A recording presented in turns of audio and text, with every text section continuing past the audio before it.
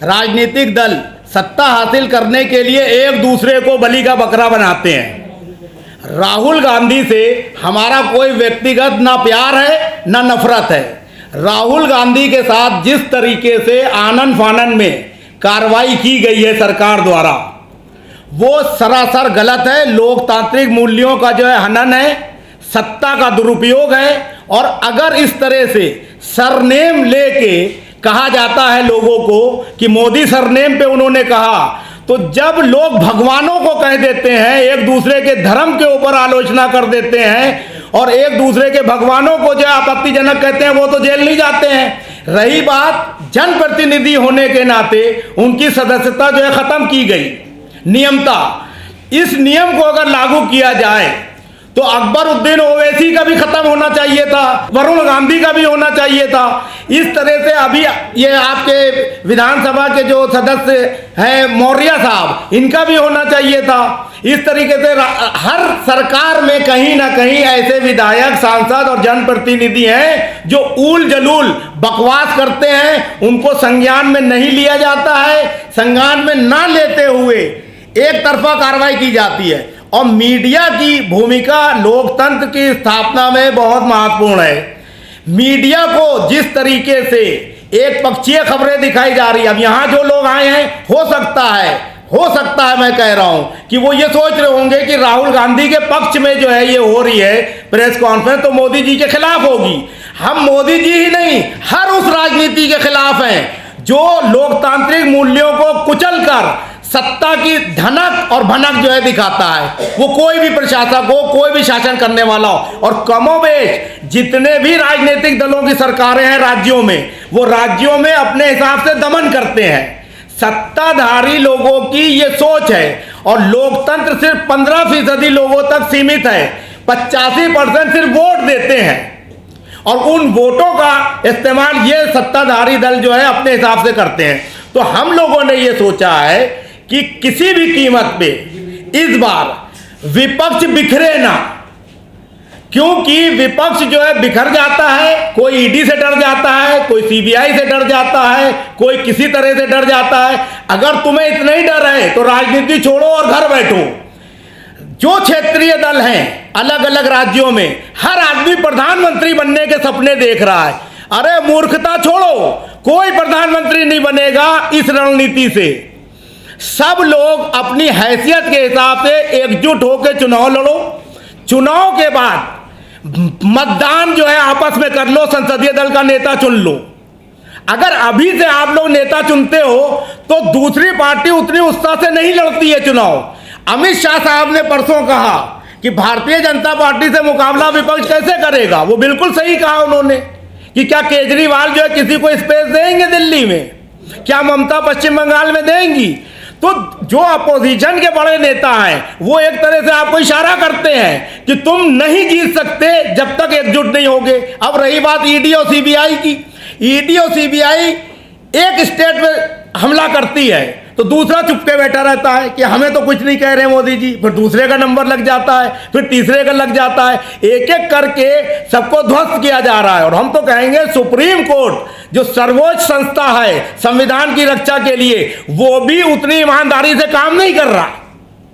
नहीं तो राहुल गांधी की चलिए सदस्यता खत्म कर दीजिए आप, उससे पहले ऐसे कितने हादसे हुए हैं पिछले 10 सालों में, उसका अध्ययन कर ले, चुनाव आयोग कर ले, अपना रिकॉर्ड निकाल ले, सारी पार्टियां कर ले, तो हर पार्टी के 10-20 नेता अयोग्य साबित हो जाएंगे अगर कार्रवाई हो। लोग कहते हैं नागरिकों को बराबर का अधिकार है, कहां बराबर का है।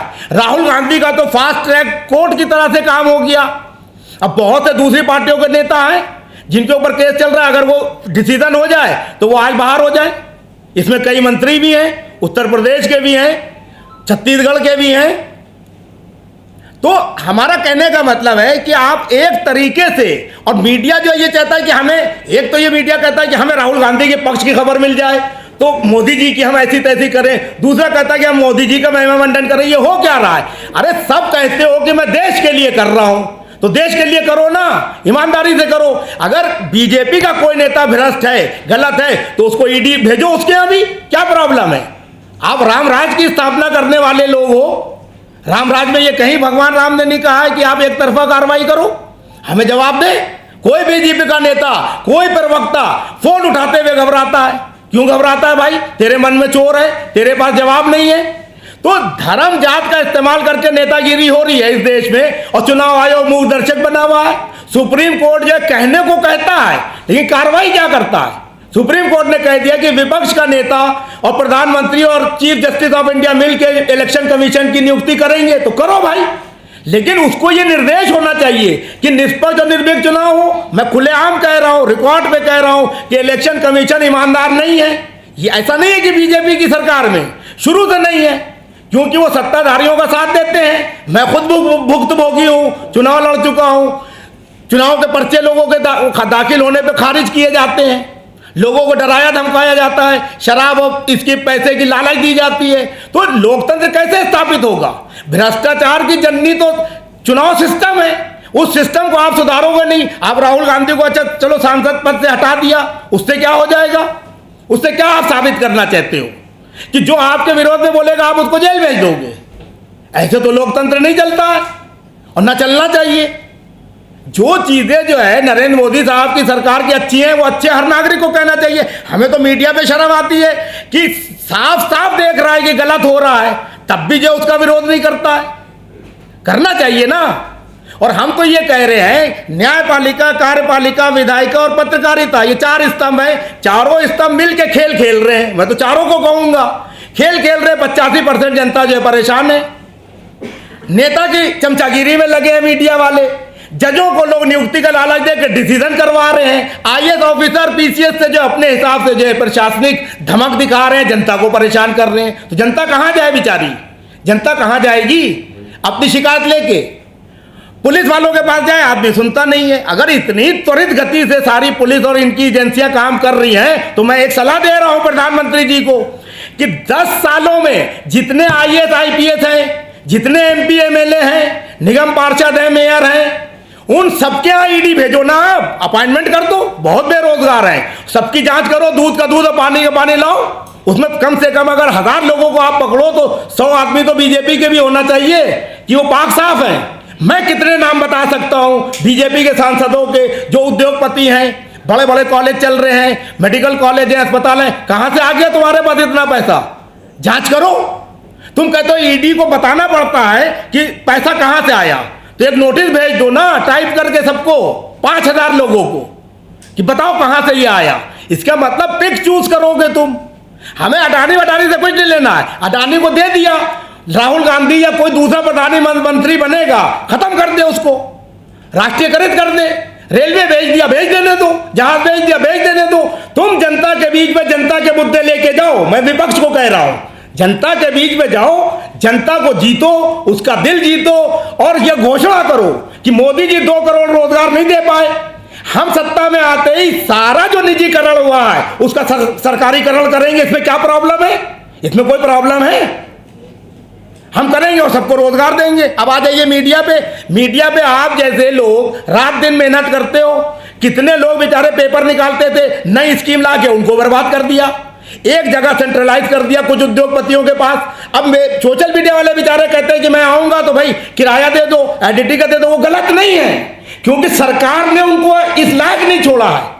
बड़े घरानों को दे दिया कि जो भोपू हम कहें वो बचाते रहो दिन भर।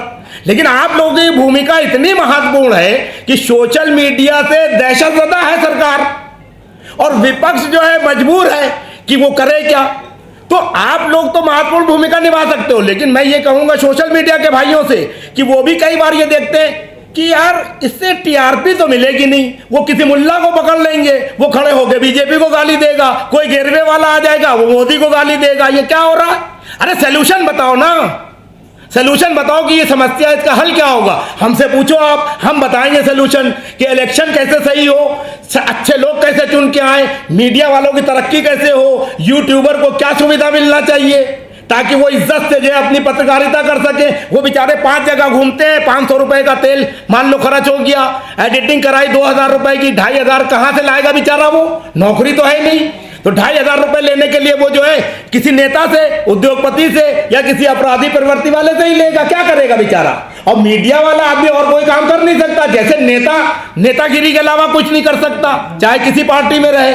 तो मेरा कहने का मतलब है, देश के जो नीति नियंता हैं, न्यायपालिका, कार्यपालिका, विधायिका और पत्रकारिता में बड़े ग्रुप, उनको पत्रकारों की और आम जनता की सुध लेना चाहिए। लोकतंत्र का तुम अमृत महोत्सव मना रहे हो। अरे काहे का अमृत? जनता जहर पी रही है, तुम अमृत पी रहे हो।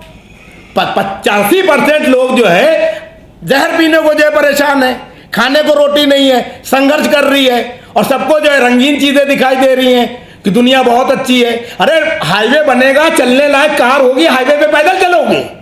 अरे हाईवे बना रहे हो तो इस लायक तो बनाओ कि हमारे नागरिक जो है उस पर कार लेके चल सके। उस पर तो बड़े लोग कार से चलेंगे जो 15% है। अब मेन बात समझ लीजिए, जीतन राम मांझी जी से, अब नाम सुनिए मेरी बात जीतन राम मांझी से हुई। अभी वो फ्लाइट में, हो सकता है 1-1.5 घंटे में आ जाने, तो उनका प्रतिनिधि आएगा। राजकुमार सैनी साहब की राष्ट्रीय अध्यक्ष आई हुई हैं, वो हरियाणा में कहीं बिजी हो गए थे। लिबरल पार्टी से हम ही हैं। और अब आपको एक बात और कहें, कपिल सिब्बल साहब निर्दलीय सांसद हैं, उन्होंने बीड़ा उठाया इंसाफ के सिपाही। अरे इंसाफ के सिपाही वो किसी पार्टी का थोड़ी है, आप हो सकते हो उसमें। समाजवादी हो सकती है, जनता दल सेकुलर हो सकती है, जनता दल यूनाइटेड हो सकती है, राष्ट्रीय जनता दल हो सकती है, बसपा हो सकती है। हम तो कहते हैं भाजपा में कोई परेशान है, भाजपा में कोई प्रताड़ित है, वो भी है, उसको भी इंसाफ दिलाया जाएगा। लेकिन पहले विपक्ष अपना इंसाफ तो कर ले। मेरा मेन मैसेज ये है कि विपक्षी दलों को सत्ता का बंटवारा ईमानदारी से सीटें बांट के एकजुटता के साथ लड़ना चाहिए। पीएम-वीएम के चक्कर में कोई ना पड़े।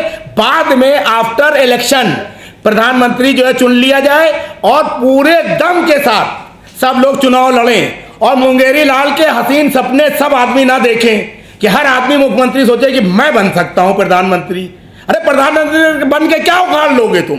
इतने प्रधानमंत्री बने, क्या कर लिया उन्होंने? आप बताइए। हर प्रधानमंत्री बड़ी बड़ी बातें करता, मैं ये करूंगा, होता क्या है? तो इसलिए ऐसा आदमी आप लेके आइए जो करने वाला हो। अब करने वाला तो कहते तो सब है, आप कह दो कि आप लोग जो गठबंधन बना रहे हो या इनमें से कौन बनेगा।